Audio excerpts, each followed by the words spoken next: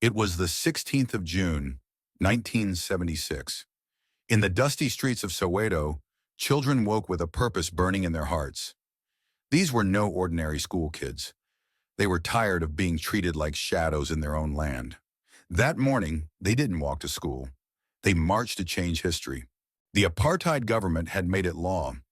Black children must learn in Afrikaans, the language of their oppressors. But how could they learn math, science, or their own history in a language forced upon them?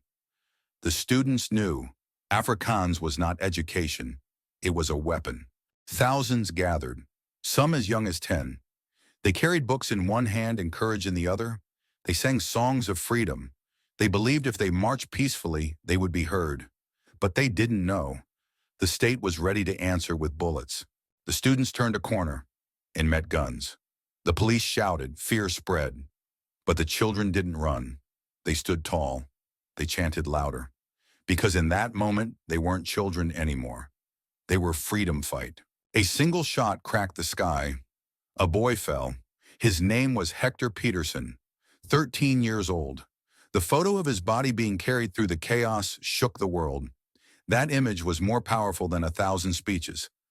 South Africa's children had paid the ultimate price. The bullets didn't stop. More students fell. The uprising turned into a battlefield. But still, they didn't run. They kept chanting. They kept marching. That day, education became war, and the classroom became sacred ground. Word of the slaughter spread fast. Soweto lit a fire that raced across the country. The world watched. The youth of South Africa had cracked open the shell of silence. What started as a protest became a revolution. People around the world took notice. They marched in support. They wrote letters. They called for sanctions. Soweto had shouted, and the world heard. Apartheid was bleeding, and it started with the courage of children. Hundreds died. Thousands were arrested. Mothers buried children. Fathers lost hope. But the young people of Soweto didn't die in vain. Their voices became thunder.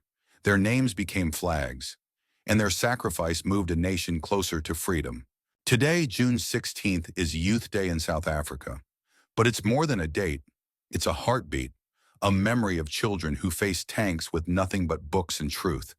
And to this day, their voices remind us, never underestimate the power of the young.